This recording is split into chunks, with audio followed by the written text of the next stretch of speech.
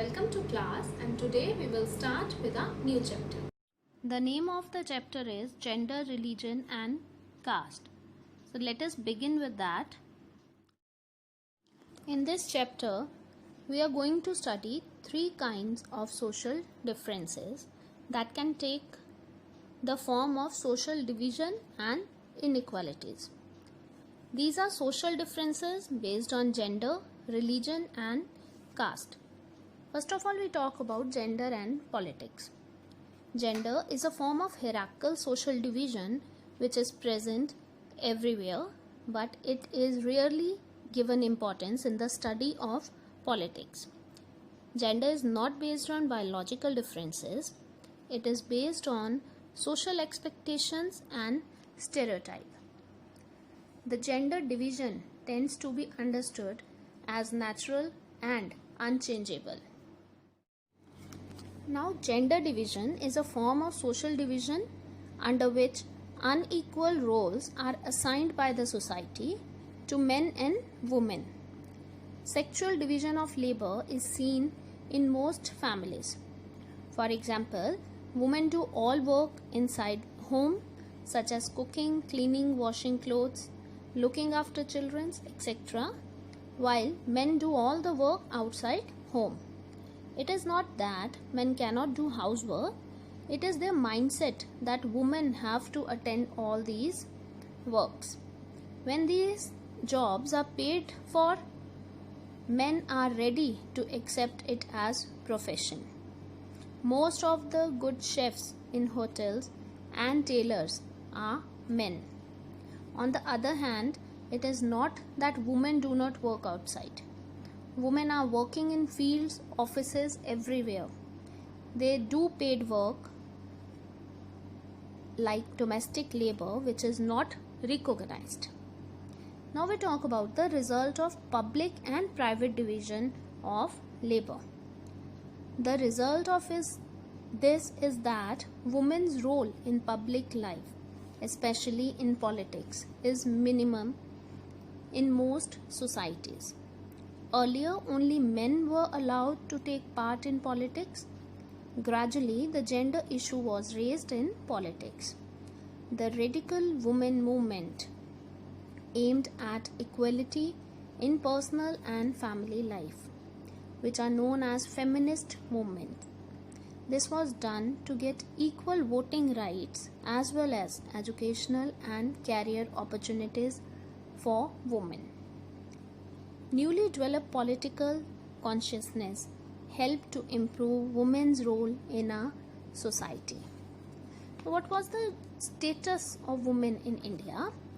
In India, women still lag behind men despite some improvement have been made since independence. India is still a male-dominated patriarchal society. Women in India are facing discrimination in various ways. First, literacy rate. The literacy rate among women is lower as compared to men. According to Census 2011, total literacy rate is 74.04%, in which male literacy rate is 82.14% and female literacy rate is 65.46%. In schools and colleges, dropout rate among girls is very high, mainly because parents prefer to spend their resources for their boys. Second, we talk about unpaid work. On an average, Indian women work 1 hour more than an average man, but remain unpaid for work done at home. Third, difference in wages. The Equal Remuneration Act 1976 provides that equal wages should be paid to equal work. In spite of this act, women workers are paid less than men even when both do exactly the same work. Then comes the child sex ratio. In many parts of India, parents prefer son and find ways to have the girl child aborted because she is born. This sex selection abortion have led to a decline in child sex ratio. The country has a low sex ratio, merely 940 females per 1000 males, according to the Census Record 2011. In India, various kinds of harassment, exploitation, and violence are common against women. In urban areas, violence against women has increased in recent years. Women are not safe even in their own home from domestic violence. Feminist movement suggests that unless women control power, their problem will not get adequate attention. For this, more women are needed to be elected as representatives. In India, the proportion of women in the legislature has been very low. The percentage of elected women members in Lok Sabha has crossed 10% of its total strength in 2009 for the first time. Their share in state assemblies is less than 5%. In this respect, India is behind the average for several developing countries of Africa and Latin America. Even when women become chief minister or prime minister, cabinets are largely all male.